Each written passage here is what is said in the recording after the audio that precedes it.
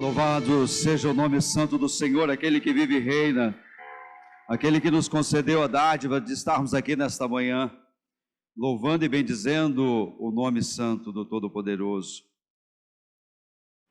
Glória a Deus. Deixar uma rápida introdução aos irmãos, já que vamos falar um pouco de tempo, né? O tempo de Deus. Nós temos a descrição bíblica, ela, tanto em hebraico, mas principalmente em grego, a palavra tempo, ela tem duas conotações, duas formas de interagir, e um é o tempo que todos nós conhecemos, que é denominado, e tem, da etimologia da palavra, vem de cronos, que vai se referir ao tempo do relógio, ao cronômetro, né? Que vem a origem do cronômetro. Então, quando se falamos cronos, nós estamos nos comunicando a respeito das horas que o relógio nos remete e nos ensina. O tempo que nós não conseguimos administrar.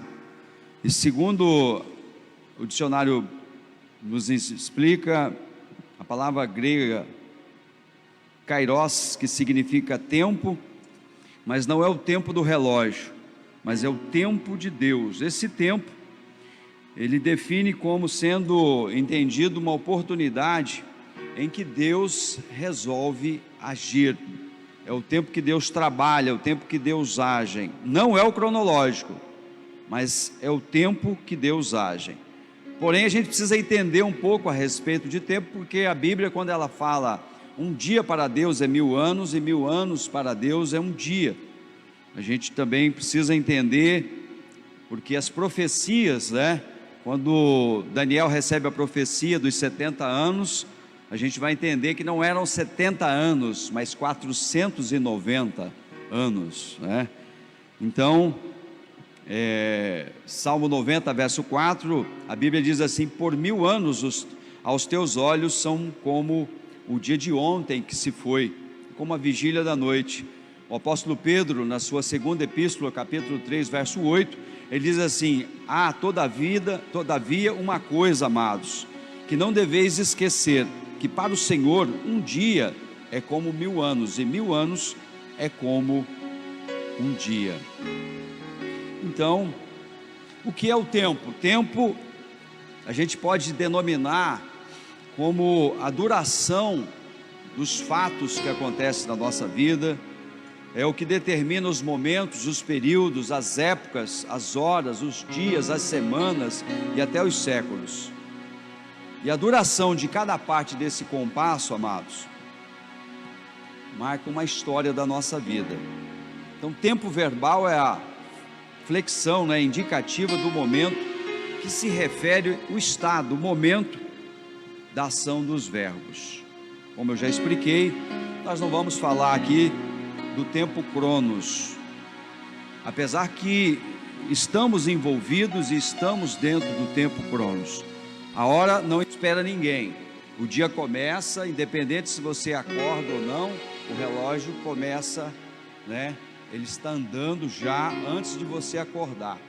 A hora não para ninguém, não espera ninguém. Nós é que devemos nos organizar. Há um velho ditado popular que aquele que sabe organizar o teu tempo, ele vai ser sempre bem sucedido. Até porque o tempo é o que rege a nossa vida, o nosso trabalho, os nossos rendimentos. Quem não organiza o teu tempo, o dia passa e ele não faz nada, a semana passa, a vida passa e ele não construiu nada, porque ele ficou refém do tempo e das horas. Precisamos acordar, porque aquele que aprende a dominar, né, a se organizar, ninguém domina o tempo, mas você pode se organizar dentro do tempo, o tempo cronos. Mas o tempo de Deus, o kairos, realmente é o tempo que todos nós aguardamos. E se você for parar para pensar, né, o tempo, ele é cíclico, ele não para. É por isso que Salomão diz que debaixo, né, do tempo sempre há um propósito de Deus, que vai se cumprindo, vai se realizando, vai se transformando. Salomão escreveu que tudo é vaidade, mas há um tempo determinado para todas as coisas. As pessoas nascem, tempo de nascer, tempo de viver, tempo de morrer. Talvez Salomão queria aqui sintetizar a nossa vida, dentro do tempo, do pequeno espaço de tempo. Porque se notarmos, Salomão, ele foi um dos homens mais sábios da história, e ele escreveu o livro de Provérbios, onde realmente ali está listado a sabedoria, que se a gente aprendesse 10% da sabedoria que está escrito ali, a gente erraria menos, a gente sofreria menos e a gente viveria muito melhor. Ali ele deixa várias indicações, mas eu costumo observar a vida de Salomão, com toda a sua sabedoria, com toda a tua habilidade em organizar o teu tempo, para que o reino de Israel fosse devidamente organizado, para que o nome dele fosse exaltado, bem grande entre as nações. Mas eu noto que, eu acho que Salomão se preocupou muito com o tempo Cronos, e ele parou ou deixou em certo momento, devido à sua fama, devido toda a sua pompa, como um dos maiores, ou naquele momento, o maior rei do mundo, o mais famoso, o mais poderoso, o mais rico. Ele se perde nas horas, não do Cronos, mas ele se perde nas horas e no tempo de Kairós. E nós notamos que no final da vida de Salomão, ele começa a ter novamente uma luz brilhando no centro do teu coração. Depois de ter construído uma das maiores maravilhas do mundo, que é o templo de Deus, de ter construído, reequipado todas as cidades do reino de Israel, depois de tornar a prata insignificante no reino de Israel, porque havia tanta prata e o povo estava tão abastado ricamente, que a prata perdeu o valor.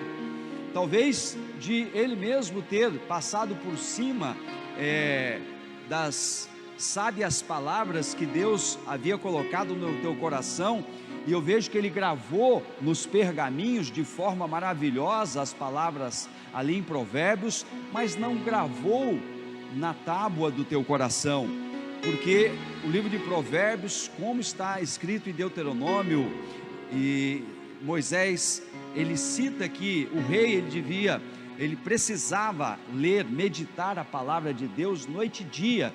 Ele precisava escrever nas paredes, nos quadros. Moisés, ele fala que o povo, assim que dominasse a terra, era para pintar as pedras de cal e escrever as passagens da lei. Deuteronômio, a partir de 27, ele começa a falar das coisas, das bênçãos e das maldições, e ele pede ao povo que pinte as pedras de cal e escreva as palavras de Deus.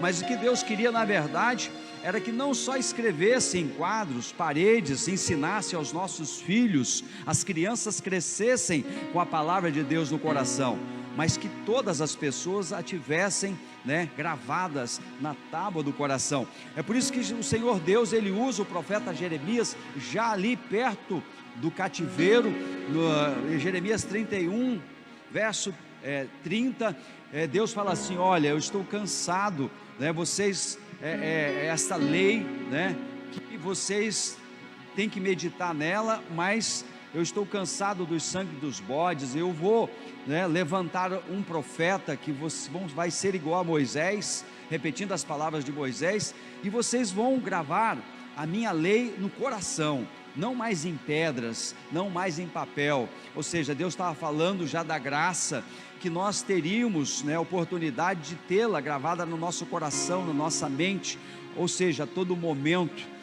Mas Salomão, talvez devido a toda a tua glória, e não ter obedecido, porque o próprio Salomão escreveu replicando as palavras de Moisés, que o rei, além de conhecer e meditar na palavra de Deus, não era para ele se engrandecer e ter muito ouro. E a Bíblia diz que Salomão foi o rei mais rico do mundo e nunca vai ter outro igual.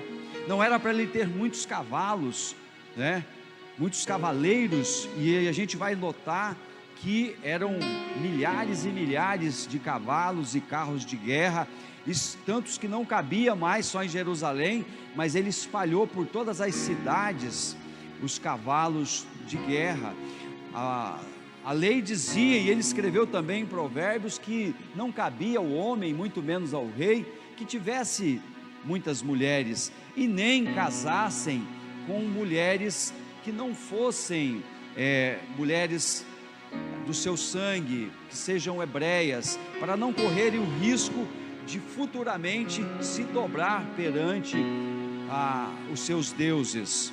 Mas Salomão, quando ele escreve Provérbios, a gente nota muita sabedoria, muita eloquência, mas parece que os anos vai se passando e aquele homem, ele começa a ficar mais flexível e ele começa a quebrar a lei de Deus. Ele não só teve muitos e muitos cavalos de guerra, como ouro era algo abundante no seu reino, como ele teve teve 300 mulheres e 400 concubinas. E o que aconteceu, que foi que quando chegou o momento, Salomão não só entrava no templo de Deus para adorá-lo, mas permitiu que a sua mulher, filha de Faraó, a egípcia, construísse um local de adoração e sacrifício para o seu Deus, e assim permitiu para demais. Ele quebra a lei, ele quebra a força da lei.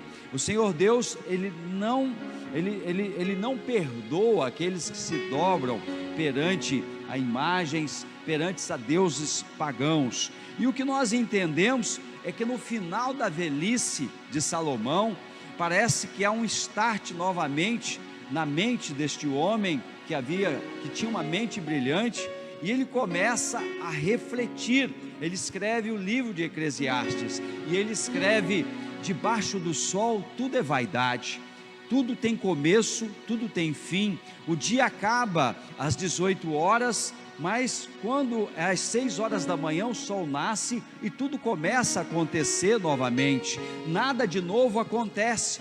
Tudo que aconteceu ontem começa a acontecer hoje. Nós começamos a notar que aqui Salomão está enfado, está velho, ele já não tem mais o mesmo propósito de vida, ele já não é mais aquele homem, né, que olhava o futuro com os olhos para uma grande nação que adorasse a Deus. Ele se tornou cético, ele olha agora para o tempo e diz assim: todos os dias o sol nasce, o sol se põe, depois vem a lua e vem as estrelas, e o dia começa novamente. Todos os dias nasce alguma criança e também morre alguém. Debaixo do céu e em cima da terra, nada se faz novo, tudo é a mesma coisa, né? Tudo é vaidade. O homem trabalha e trabalha debaixo do sol, mas a vida dele é curta, e depois tudo que ele ganhou, ele deixa, porque ele não leva nada.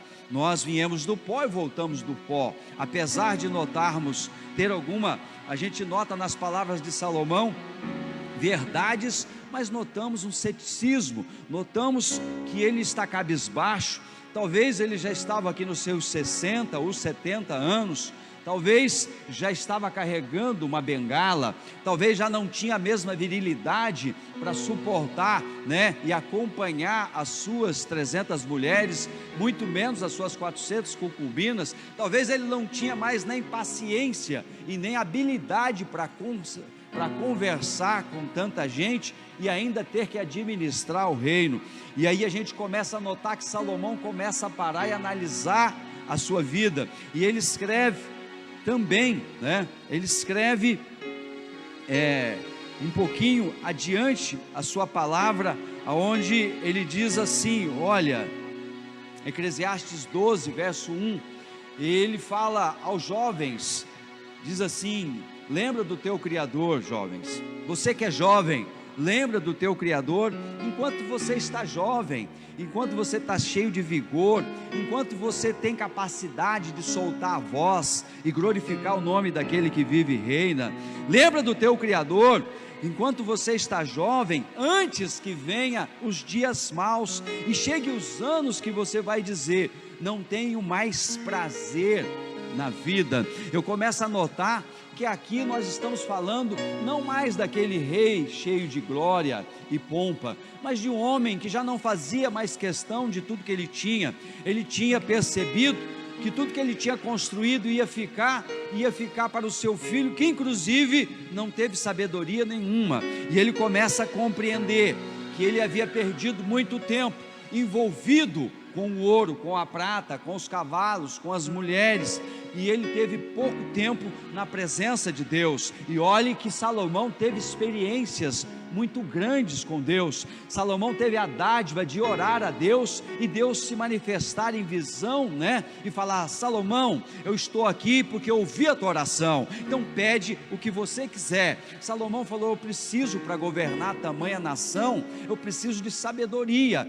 É claro que a nação, o pai dele já tinha entregado uma nação forte, rica, e Deus disse para ele: você podia ter me pedido ouro, prata, fama, poder, e que eu abatesse os vossos inimigos. Você não me pediu nada disso, mas como você pediu sabedoria, eu vou te dar, além da sabedoria, eu vou te dar a fama, o poder, e você, depois de você não vai haver outro reino como você foi. Salomão teve experiências com Deus. Quando Salomão, ele inaugura o templo e ele começa a orar, e ele começa a dizer a Deus a grandeza do Todo-Poderoso, e orar que todas as vezes que o povo clamasse e pedisse, olhando, estendendo as mãos com direção ao templo, Deus bradaria lá do céu e ouviria as orações dos santos. Segundo a Crônicas 7,14, todos nós conhecemos: se meu povo, se humilhar, jejuar e se derramar na minha presença, e orar e clamar, então eu abrirei as janelas do céu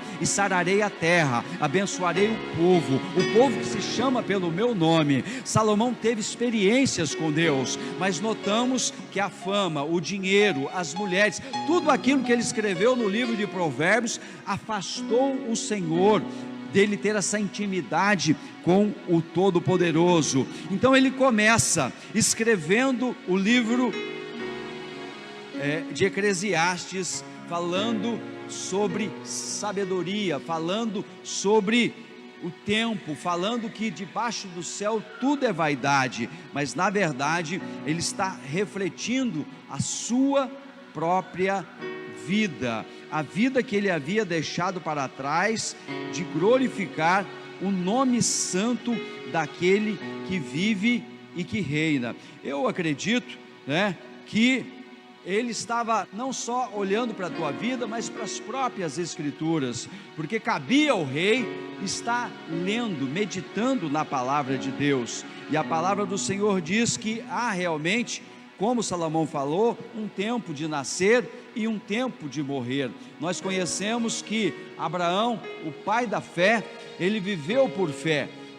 Clama, você visita as igrejas, você vai nas orações da madrugada, você ora um dia, uma semana, 30 dias, você pede que o pastor te ajude em oração, você quer aquilo, você precisa daquilo, mas a impressão que você tem, que o tempo de Deus, o relógio de Deus está parado para o teu sonho, parado para o teu projeto, parado para aquela situação.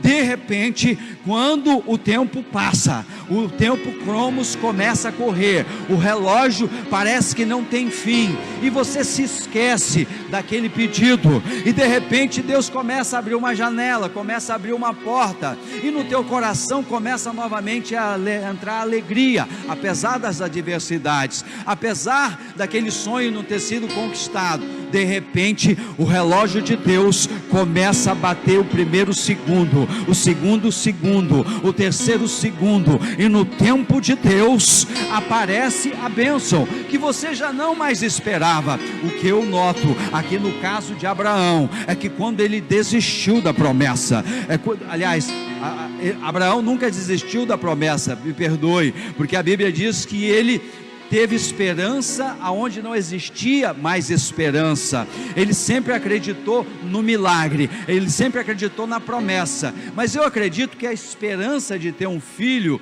já estava morta dentro dele, junto com o teu corpo físico. Mas de repente Sara começa, a barriguinha de Sara começa a crescer, e de repente 30 dias, 60 dias, 180 dias, 9 meses de gestação, nasce Isaque. A Bíblia diz: Sara concebeu e deu à luz a um filho, Abraão, na sua velhice, no tempo determinado que Deus lhe falara. Então o tempo Kairos não é o tempo da minha vontade, não é o tempo da tua vontade. O tempo Kairos é o tempo que Deus estabeleceu para entregar a bênção para você.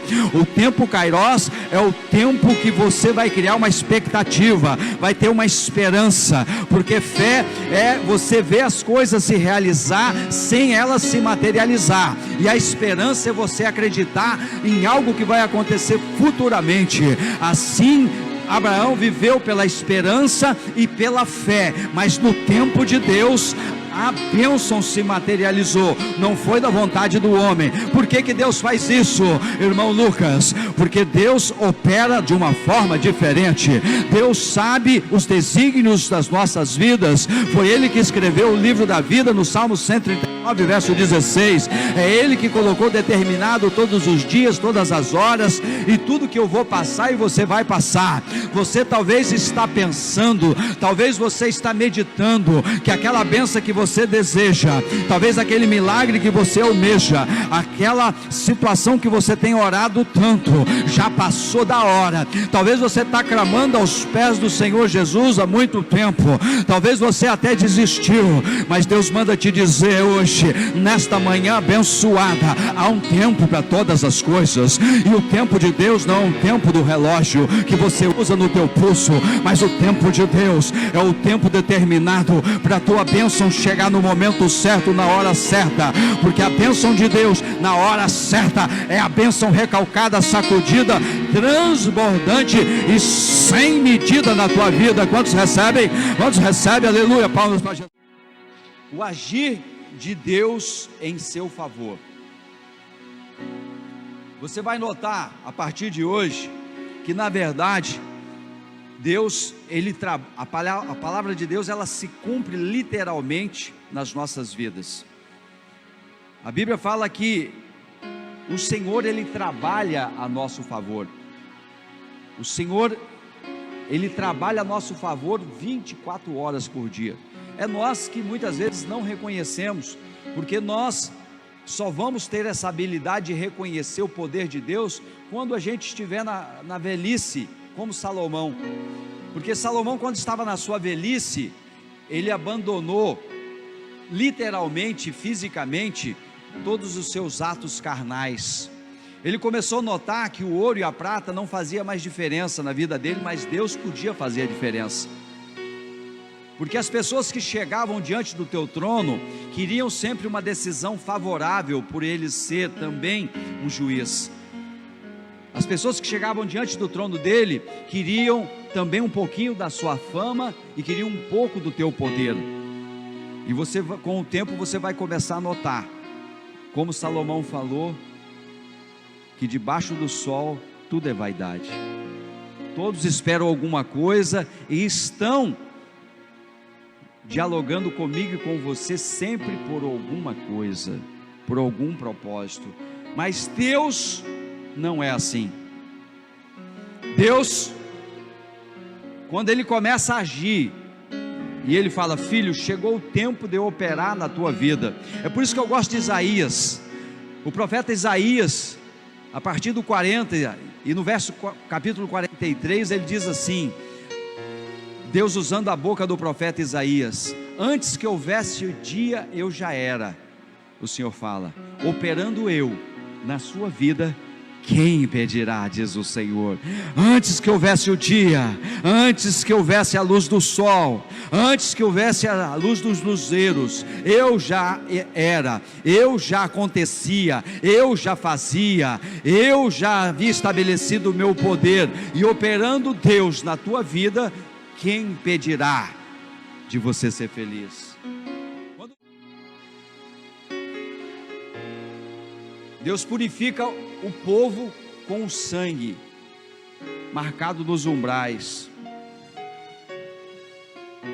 Deus fala assim, ó, dorme de roupa, porque tu vai ter que sair no meio da madrugada.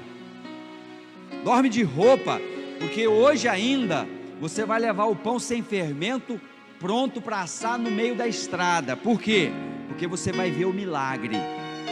Quando Deus começa a agir, quando Deus abre o tempo do relógio, Ele vira o relógio dele, né? Aquele relógio grego romano, que Ele vira e a areinha começa a cair, a areinha que começa a contar os dias que você vai ser abençoado, que você vai ser curado, que você também vai ser tratado, que você também vai ser edificado. Não tem nada que segura a vontade de Deus. Quando Deus estabelece o relógio Kairos na minha e na tua vida, não tem faraó para segurar. Se tiver que mandar praga, ele manda a praga para abater os nossos inimigos. Eu estava lendo esta semana, né?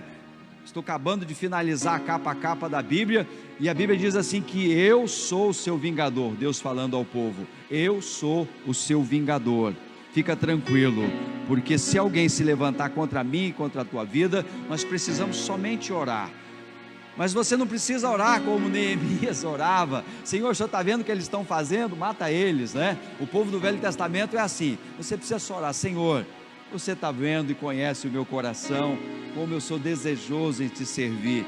O Senhor tem visto os meus inimigos, Senhor, aqueles que se levantam contra mim. Sabe o que Deus vai falar?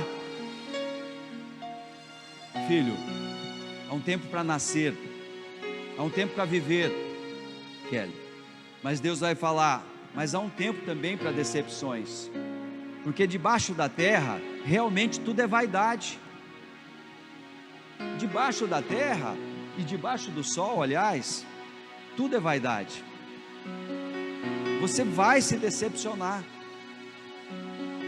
Deus manda 12 homens, depois de andar 40 anos no deserto, Deus manda 12 homens para ver uma terra, e realmente o relatório é fantástico, mas a decepção de Deus foi muito grande. 10 homens viram a produtividade, a bênção, mas não acreditaram no poder de Deus. E esse é o grande problema do tempo de Deus na minha e na tua vida. Nós queremos que o tempo de Deus comece a agir, mas nós não acreditamos nele. Nós não temos fé suficiente para tomar posse da bênção. 12 homens saíram para ver a terra, constataram que emanava leite e mel, e era tudo aquilo que Deus havia prometido. Mas o medo de morrer, o medo da escravidão, o medo de dar errado, não deixou Deus virar o relógio Kairos, e continuou apenas o relógio Cromos. O problema, e você vai entender que há uma diferença muito grande quando Deus deixa o relógio Cromos correr na tua vida, Ivan, e quando Deus deixa o relógio Kairos correr na tua. Isso é terrível. 10 homens, por causa de um relatório terrível, fez com que Deus ligasse o relógio Cromos na vida daquele povo e guardou o Kairos. O que aconteceu? Eles tiveram que subsistir 40 anos no deserto, hora por hora, minuto por minuto, debaixo do sol. Porque quando Deus vira o relógio Kairos, você não vê o tempo passar, porque você está no tempo de Deus. No tempo de Deus, não importa as circunstâncias, não importa as dificuldades, Deus parece que coloca um guerreiro dentro da gente e a gente abre o peito e encara tudo, porque na verdade quem vai na frente é Ele. Porque quando Deus vira o relógio Kairos para começar, Tamires, produzir na tua vida, para você tomar posse daquilo que você deseja e da tua bênção, não tem nada que te segura, igreja. O problema é que houve uma grande decepção. E decepcionar Deus, irmãos, você pode decepcionar o teu marido, a tua esposa, decepcionar o pastor, mas não decepcione Deus. Deus ficou decepcionado com aquele povo. Ele falou: vocês vão andar 40 anos no deserto. Ficaram 40 dias lá para me decepcionar, né? Então vão ficar 40 anos no deserto. Você sabe o que ainda a gente se alegra? Que a palavra de Deus não volta atrás, ela nunca volta vazia. A Bíblia diz que, no próprio Números, que Deus não é homem para que minta, nem filho do homem para que esqueça daquilo que Ele disse. Vocês vão ficar 40 anos no deserto, o que sobrar de vocês, abaixo de 20 anos, é que vai ver a terra. Mas é interessante, que mesmo diante do Deus, né? Quando Deus vira o relógio cromos, e as horas e os dias, parece que não passa. Aquele povo no meio do deserto, não faltou pão para eles, tinha maná todos os dias. Quando o povo teve sede, Deus falou: Moisés, fala com a rocha é amiga, fala com a rocha de Meribá. E a rocha jorrou água. Pastor, mas como é que um povo anda no meio do deserto, sem produzir alimento, sem produzir vestes? Como é que sobrevive no meio do deserto? Deus não é homem para que minta. Deus tirou o povo do Egito para abençoar o povo. Por mais que você decepcione Deus, até Ele virar o relógio Kairos da tua vida, mesmo que você esteja no cromos, a mão do Senhor vai estar protegendo sobre a palavra que Ele lançou sobre a tua vida e sobre a tua casa. Mesmo que o relógio cromos não estiver acionado, Deus tem um propósito com a tua vida, igreja. Mesmo que o relógio de Deus, que vai te entregar a bênção, te colocar na terra prometida, ainda não começou a ser contado, há uma palavra de Deus que não volta atrás. E aquele povo foi alimentado, tomou água no meio do deserto. Deus colocou a nuvem para proteger do sol. Deus colocou a nuvem de fogo para proteger do frio. Deus colocou a sebe e o muro de proteção. Mas pastor, 40 anos no deserto, as crianças que nasceram, aonde arrumou roupa? O povo que tinha 5 anos, 10 anos, como é que aconteceu? A minha Bíblia diz que conforme o povo crescia, a roupa crescia. Deuteronômio 29:5 diz assim: 40 anos vos conduzi pelo deserto, não envelheceram sobre vós as vossas vestes, nem gastou no vosso pé a sandália. Sabe por quê? Independente se Deus vira, Jonathan, o relógio, se Ele lançou uma palavra profética sobre a tua casa, sobre a tua vida, se sobre a tua vida existe uma promessa de Deus, mesmo que você esteja debaixo das horas de cromos, que é o relógio do minuto, do segundo, você continua orando, você continua buscando, você continua adorando. Sabe por quê? Porque a palavra de Deus, depois de lançada, não volta vazia. Até Deus começar novamente, te colocar no projeto dele novamente, Ele vai te sustentar, Ele vai abrir as janelas do céu, vai te proteger. Sabe por quê? Porque é um tempo para todas as coisas. Deus sentiu que não era tempo ainda daquele povo entrar na terra. Se aquele povo entra na terra, eles iam ser amaldiçoados. A bênção ia virar maldição. E quantas vezes nós queremos ajudar Deus e a bênção vira maldição? Quantas vezes? Não, é a hora, é agora, né? Vai lá na Bíblia,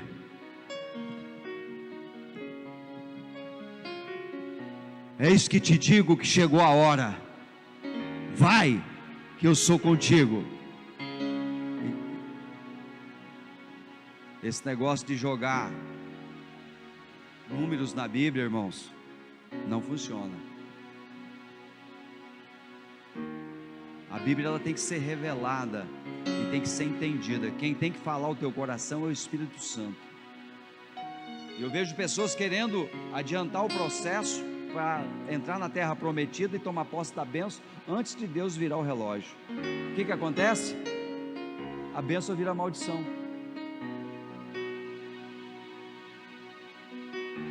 Quer namorar antes da hora, aí em vez de orar, vai namorar, dá curto-circuito, atravessou o momento certo. Acha que porque o irmão está sendo abençoado, está no tempo Kairos de Deus, ele também tem que ser abençoado a todo custo. Vai querer fazer igual, quebra a cabeça. Não, pastor, eu fui abençoado, comprei uma caminhonete zero, Deus me abençoou, custa 200 mil, ele deu 10 mil de entrada e financiou o resto, ganha 5 mil, vai pagar a parcela de 4, vai virar maldição. Aquilo que era para ser bênção, vai virar maldição. Porque no tempo de Deus, irmãos, é o tempo de tomar posse da bênção.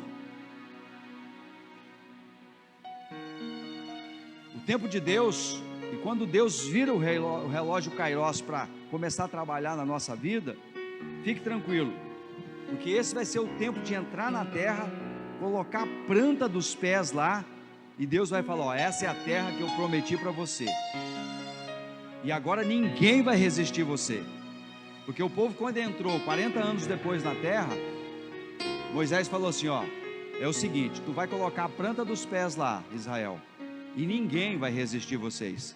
E realmente ninguém resistiu o povo de Deus. E quando Deus vira o relógio para um, muitas vezes o relógio de outro está chegando no final. Quando Deus vira o relógio de Josué, o de Moisés está acabando. Moisés, sobe no monte e olha as campinas, vê ali porque você não vai entrar na terra. Pastor, mas Deus foi cruel com Moisés, não deixou ele entrar na terra.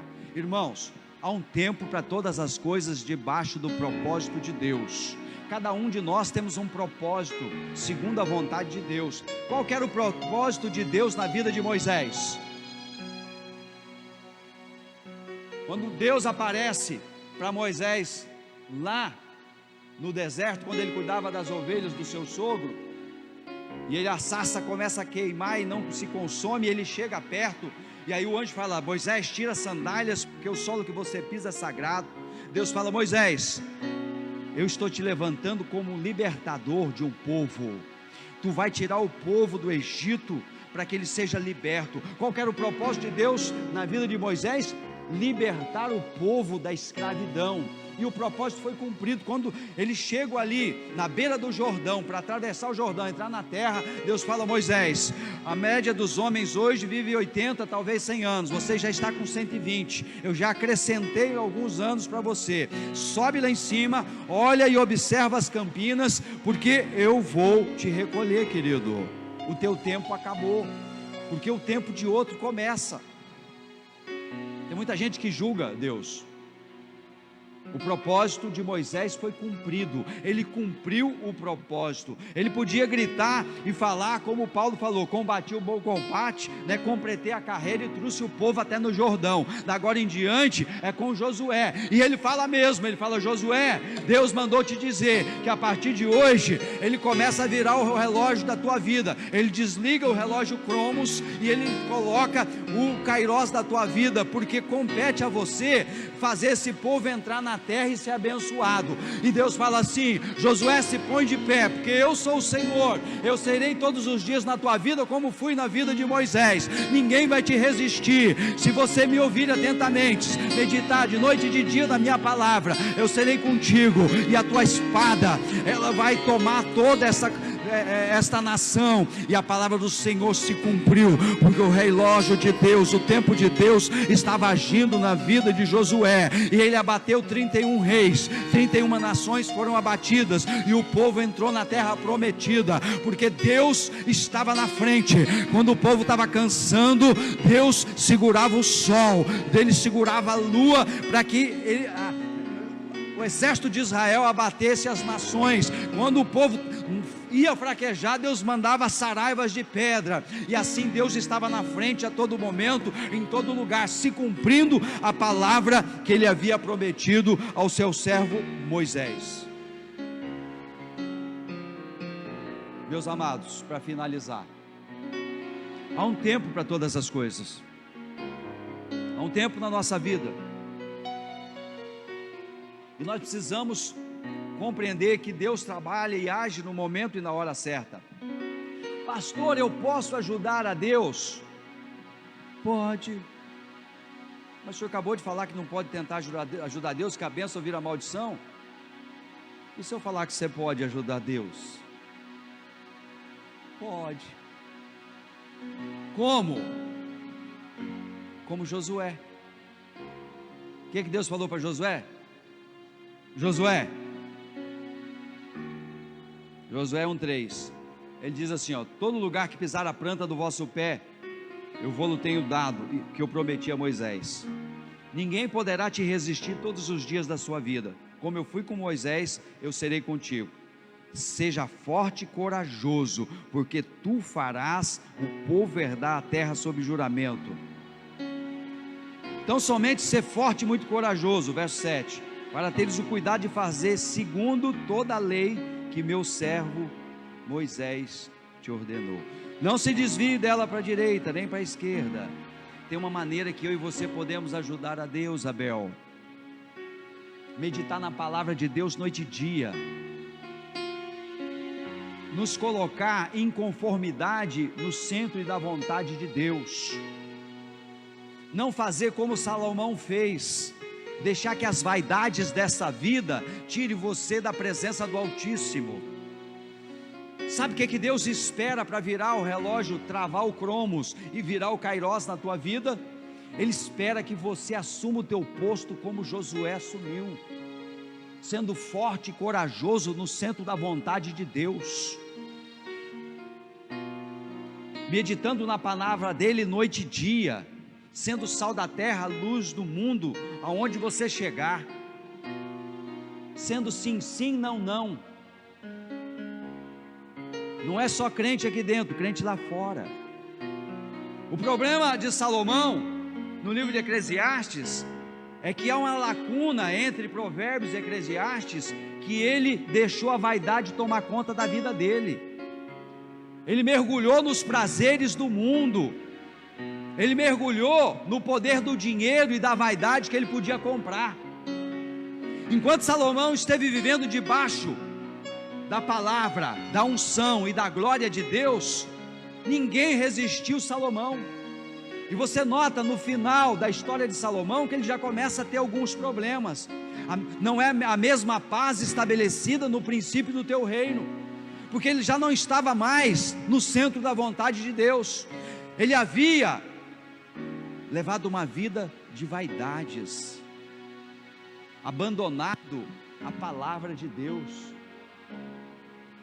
E quando Salomão morre, o filho dele não tem habilidade, não tem sabedoria para sustentar o reino, dividir o reino. Um reino dividido não prospera, uma casa dividida não prospera. O que nós aprendemos nesta manhã é que a vaidade faz parte do nosso egocentrismo. É normal, conforme nós vamos sendo abençoados e o relógio kairós começa a agir na nossa vida e as bênçãos começam a ser derramadas, nós começamos a mudar de vida. Na verdade, quando Deus começa a agir na minha e na tua vida, Ele não quer que nós mudamos de vida, Ele quer que nós mudamos para melhor, sim, comermos melhor, vivermos um pouco melhor. Mas a nossa vida espiritual, ela não pode ser mudada. A vida espiritual com ou sem dinheiro tem que ser a mesma. A vida espiritual e a busca pela santidade, ela continua todos os dias, independente da tua conta bancária, porque a tua conta bancária vai refletir nos dias que você vive aqui, e a nossa vida é 70, 80, que passar disso enfado e dor, mas a eternidade é de eternidade a eternidade. Salomão, quando ele escreve o livro de Eclesiastes, ele cai na real, ele leva um choque, porque o relógio Kairos é travado e começa o Cromos, e ele começa a ver que todo dia ele envelhecia e perdia as forças, todo dia ele envelhecia e perdia um pouco da sua autoconsciência, todo dia ele envelhecia e a lei, da gravidade agia poderosamente no rosto dele e em alguns outros lugares terrivelmente. Ele começa a notar que nunca ele foi tão dependente da presença do Altíssimo, e ele começa a escrever: tudo debaixo do sol é vaidade. O que nós precisamos aprender é que nós não precisamos e não podemos aguardar uma vida inteira para notar que nós não podemos deixar Deus travar o relógio Kairos na nossa vida, porque crente que é crente não vive pelo Cromos. Nós não podemos viver pelo tempo desse mundo. Esse mundo jaz no maligno. Nós temos a necessidade sim de que o relógio Kairos, que Deus esteja agindo todos os dias na nossa vida, mas o problema é que com o passar do tempo, conforme as bênçãos vão aumentando, eu deixo de glorificar a Deus pelas pequenas coisas que eu recebo todos os dias. A vaidade do meu coração não deixa mais perceber os pequenos milagres que todos os dias Deus faz na minha vida, na minha casa e no meio da minha família, por causa da vaidade.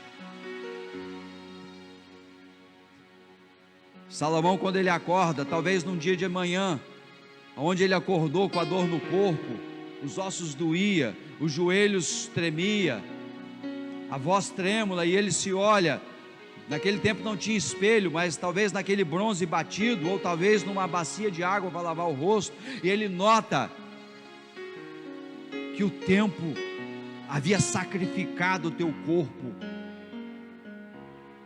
e apesar dos mais de 5.000 cavalos que ele tinha, das 700 mulheres, o dia dele já estava próximo de ser recolhido, e o que ele precisava é voltar a ter uma experiência com Deus.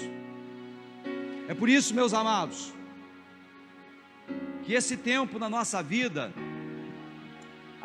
eu e você temos a habilidade de fazer esse relógio de Deus nunca parar na nossa vida. Nós precisamos trabalhar de forma que o tempo de Deus seja uma consecutiva e uma constância na nossa vida. Como, pastor? Andando no caminho de santidade. Pastor, mas santidade por santidade todos os dias entoja.